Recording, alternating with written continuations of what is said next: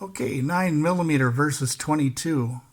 I don't think this argument should be going on any further because of several reasons. Because a lot of us guys that carry 22s are misrepresented.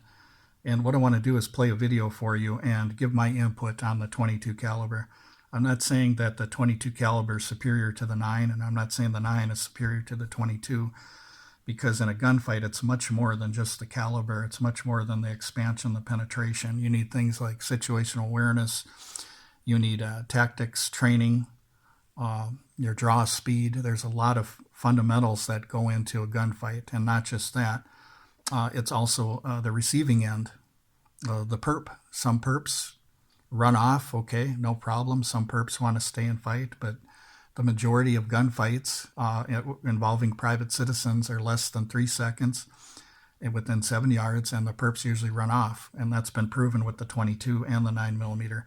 But not only that, Claude Warner has done research on the 22 caliber and small pistols, smaller than this even, and he's shown that no more people have lost their lives in defense situations with the 22 than with the 9 millimeter, and that proves my point that there's much more to a gunfight than just expansion and penetration and gel blocks and stuff like that.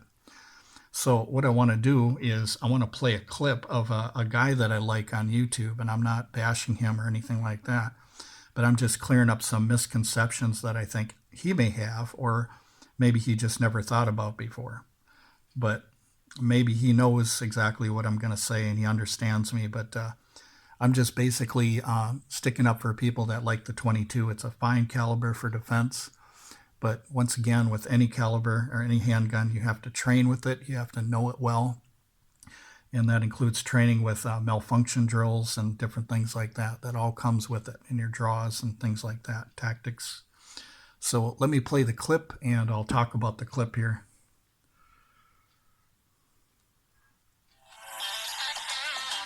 Got a 22 here and a 9 millimeter. There's a lot of people of the opinion that only shot placement matters, so they use a 22. Okay, that's a misconception right there for most 22 guys that carry for defense every day. We're not saying that only shot placement matters. We're saying that it's the most important thing, because once again, it's the damage of the 22 or the 9 millimeter. It's where you put that damage, heart or head and stuff like that. And we know that there's evidence on this because Claude Warner is one of the best researchers in the country, and he had done defense research. And one of the things that we know is Massad Ayoob had an interview with Tim Garmins or Tim Grammons or whatever on a podcast, and Tim Grammons used a 45. It was a Glock 21, and he fired all of his magazines, his 45 ACP, and the perp still didn't go down, except for when he shot the heart and head, which law enforcement has been taught for decades upon decades, the failure drill. That's what stopped the threat, okay? It wasn't the big chunky 45 ACP that stopped the threat. It was actually the shot placements. I'm looking at something over here. It was actually the shot placements that did it. It's a 22. And they're thinking on that as well, if I make, a headshot, basically, I can stop the threat, and I wouldn't be able to do that with like a 9 millimeter or something. Okay, another misconception is he's saying that we can make a headshot with a 22, but you can't do that with a 9 millimeter. So he doesn't understand what he's saying here. People are not saying that a headshot with a 9 millimeter isn't going to work, and that's where he's going with this. So any caliber can work with a headshot. But 22 guys are not saying that a 9 millimeter isn't going to be effective with a headshot, because it comes down to shot placement. Like that. But there's a couple things I have a problem with there. One is they think that making a headshot is necessarily going to stop somebody, and really 22s glance off skulls. Okay, he said 22s glance off skulls. Not just 22s. 38s have done it, 45s, a lot of things, okay? So that's kind of a straw dummy argument to use an example where a 22 didn't work for a headshot, because we know by research and stuff like that also, and coroner's reports about the fact that Many people survive headshots, all different calibers and stuff like that. Because within the head, between the eyes and the ears is ideal, but sometimes you'll make a poor shot placement on the head also. So whenever he's talking about a 22 glancing off and things like that, what he's talking about is poor shot placement. So that's kind of a straw dummy argument to make against a 22 when not including 9mm, 40 Smith & Wesson, and 45, which all did the same thing. Very easily, you'd have to make a very central nervous system shot to make that happen. Okay, he's right about that. You have to have proper shot placement, and that's what we've been talking about the whole time. We're not saying that the gel tests don't matter. We're not saying that expansion and penetration doesn't matter. Okay, what we're saying is that at the end of the day, accuracy in the vital zones is what matters. Because some people have weak hands and they can only handle a 22 caliber. And they can only defend themselves with a 22 caliber. Claude Warner himself has a lot of students that use a 22. I carry a 22 sometimes. I don't feel like I'm disarmed. I can make long range headshots if I needed to with the 22 caliber. Number two, it would take a lot of good fundamentals to be able to make a headshot on a moving target. So if you have the fundamentals to do that, why would you not have the fundamentals to take a 9mm? Okay, he made a good point. He made a good point. If you have the same fundamentals to get good shot placements with the 9mm, then you don't necessarily have to go to a 22. But that goes to say with us 22 guys, if we prefer the 22, that doesn't mean we have to go to the 9mm.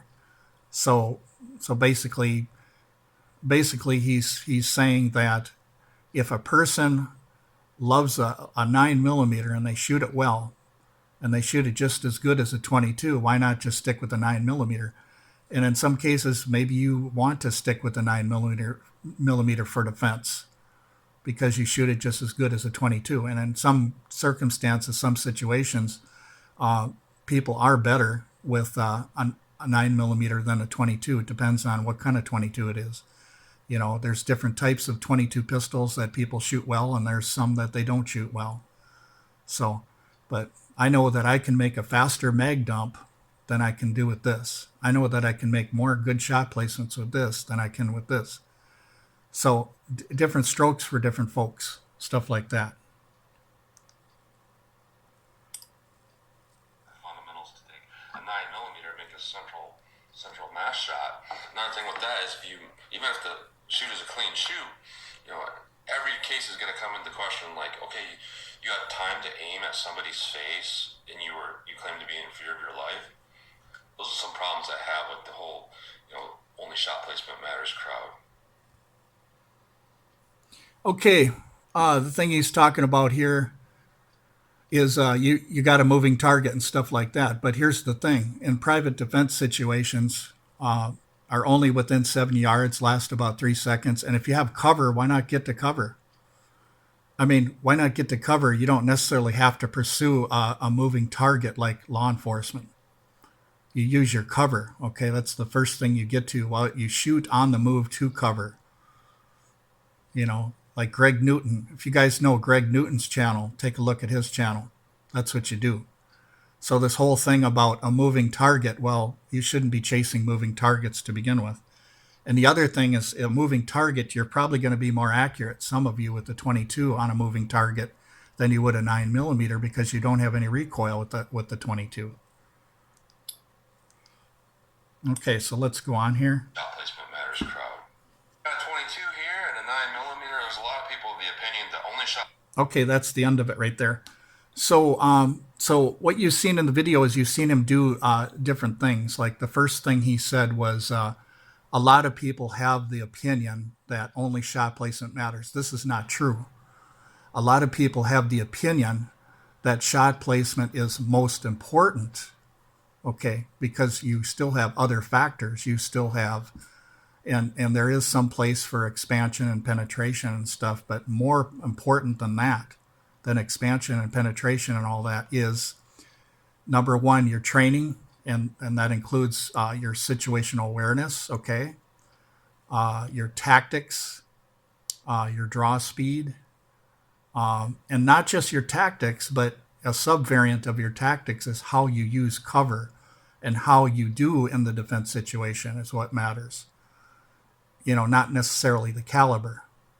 So, and the other thing we have to understand is that bad guys, when they get shot at within them first 3 seconds of a gunfight, they don't even know that you have a 22. They just hear the gun go off and they're probably going to run.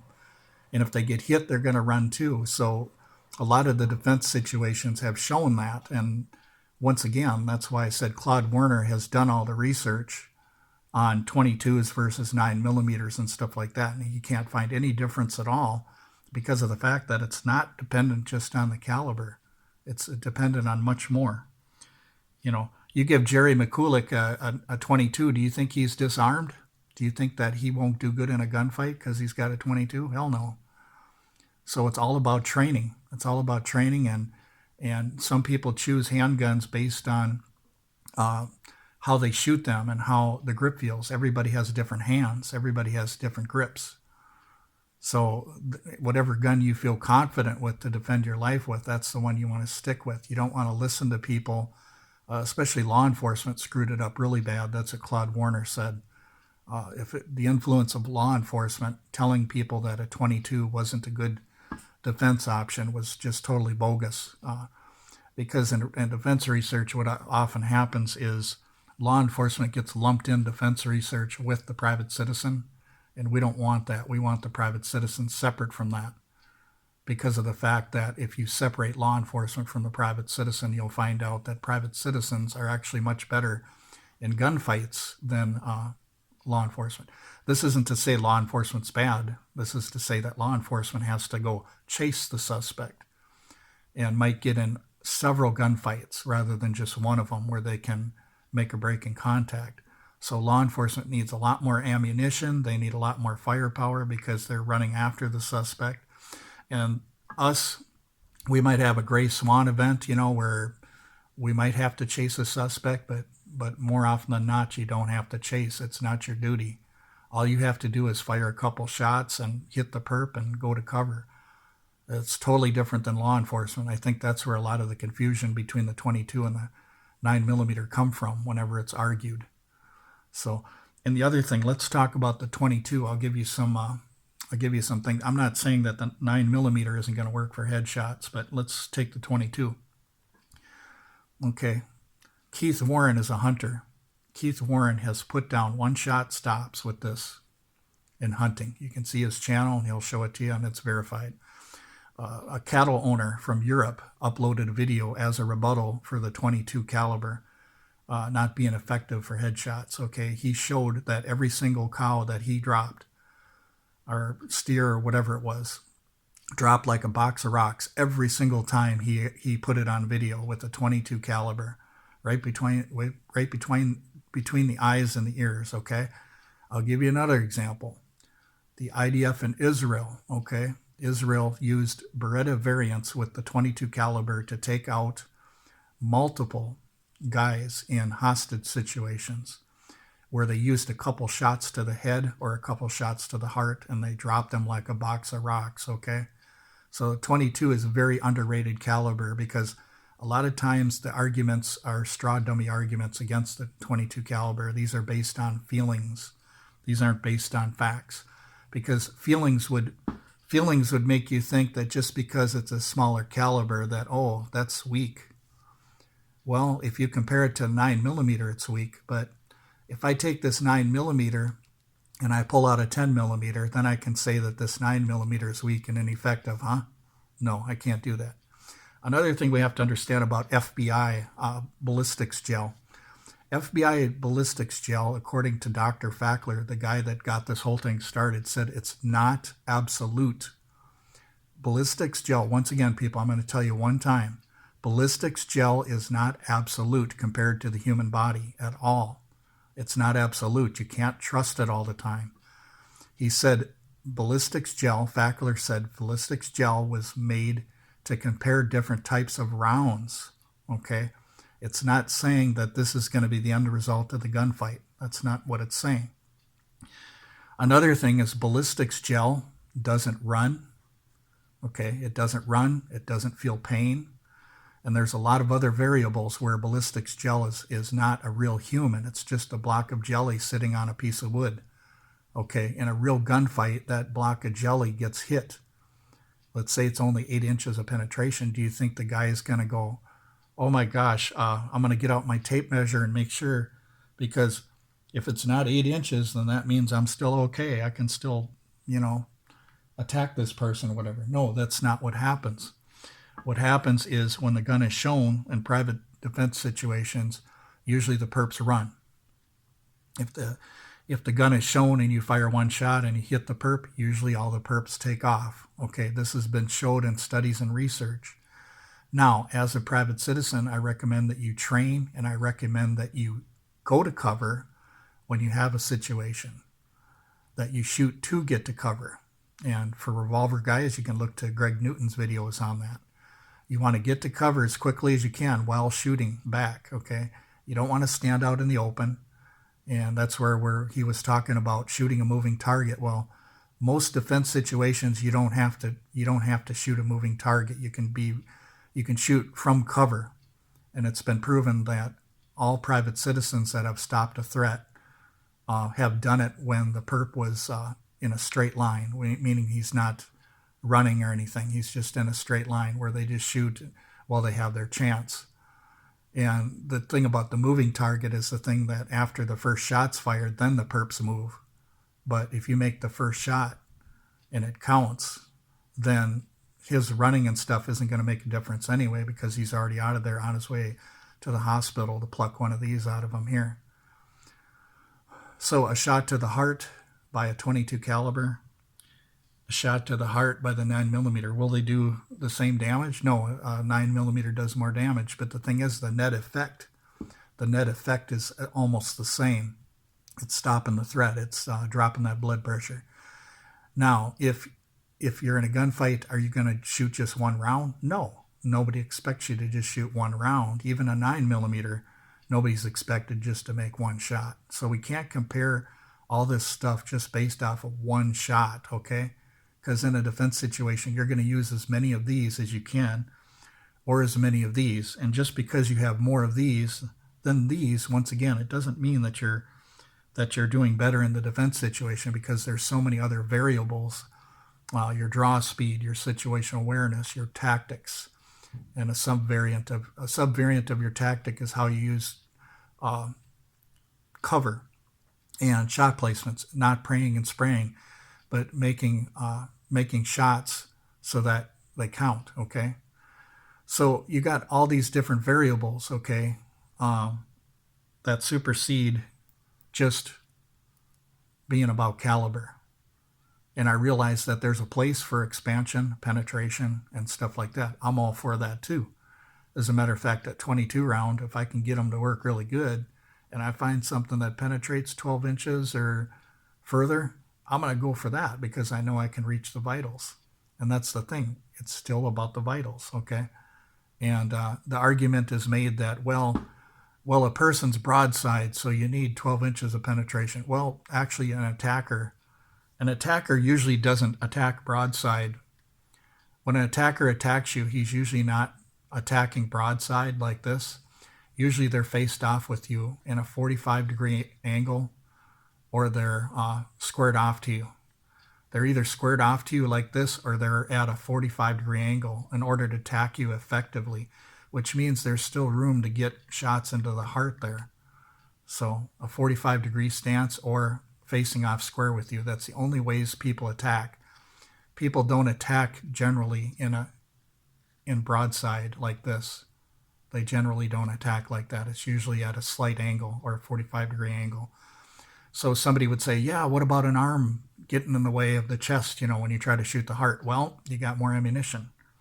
Okay, if this one deflects off the arm or does something to the arm or the 9mm, do you just count on that one shot? No. You got more rounds. I mean, this one's got 10 rounds, okay?